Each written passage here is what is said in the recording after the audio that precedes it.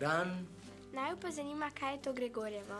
Gregorjevo je pa v Tržiču velik praznik, s katerim prikličemo veliko svetlobe, ki pride v našo deželo. No, in več o tem vam bo pa povedal gospod Bojan iz Tržiškega muzeja. Kakšen običaj je Gregorjevo? Kdaj ga praznujemo? Ja, gre za eno staro stvar, ki jo praznujemo v Tržiču, pa še marsikje drugje na Slovenskem.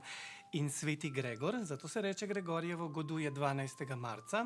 Gregorčke, to so pa ti predmeti, ki jih spustimo po vodi, te pa spustimo 11. marca zvečer. Zato, ker je nekdaj veljal, da se praznik začne takrat, ko se začne tema. In če sveti Gregor goduje 12., to pomeni, da je 11. že treba te Gregorčke spustiti. Kakšni pa so ponavadi Gregorčki? Lahko so zelo različni, ampak imamo ene stare podatke, ko Gregorčki še niso bile take hiške, kot jih zdaj poznamo, ali pa barčice. Tukaj je en tak prikaz starega Gregorčka, ko so samo na navadno dilco dali smolo, ta smola je lepo gorela in to so dali na reko in je ta reka odnesla. Ali pa včasih so vzeli kakšno staro coklo, ki ni bila več uporabna, pa so noter dali oblance, polili smolo, zažgali in je to šlo. Pa stare cambohe, košare, to, kar ni bilo več uporabno. Vse, kar je gorel, so lahko spustili po vod. Sčasoma so pa začeli izdelovati take lepe hiške, kot je recimo ta.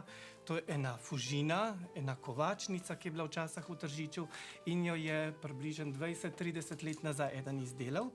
In ima tudi tak mehanizem, se lepo vrti. Za Gregorčka potrebujemo podlago, potrebujemo stebrčke, ki jih bomo zapičali v lukance in stebričke bomo malo polepili in jih dali v luknjo.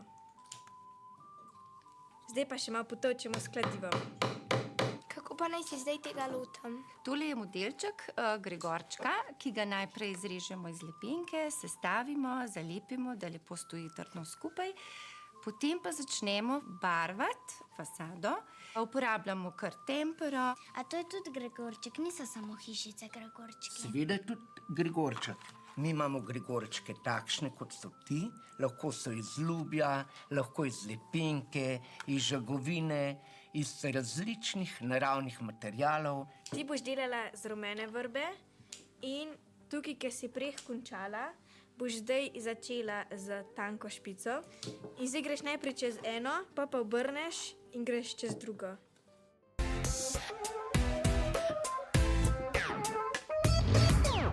Evo, fasada je končana, jaz sem že. Zelo bomo naredili striho, kot smo tukaj na tej hišici. Prilepila boš skodle na začetku in potem jih v bistvu polagala navzgor. Marli, tukaj imaš zdaj strehico, na katero boš nalepila furnir, skodle. Lepo eno zraven druge, najprej namažeš z lepilom, potem pa polagaš eno zraven druge. Mita, jaz sem pa zdaj vzela rdečo, je to kaj narobe? Ne, v redu je, lahko kombiniraš barvi. Poglej, na moji košari je zelena, rumena, rdeča in rjava. Kar nadaljuj tako. Kaj praznujemo na ta dan? Na Gregorjevo pride pomlad.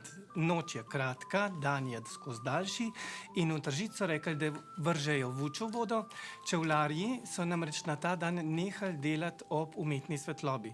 Zato so ti Gregorčki naredili, prižgali svečko, jih dali na vodo in je voda odnesla delo ob tej umetni svetlobi. A to je torej že običaj starih časov? Zelo star je.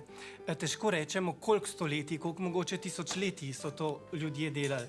Ampak imamo pa eno staro knjigo, ki je bila izdana 1936 leta in noter je najstarejša slika Gregorčkov, ki so jih spuščali. Evo, streha je končana.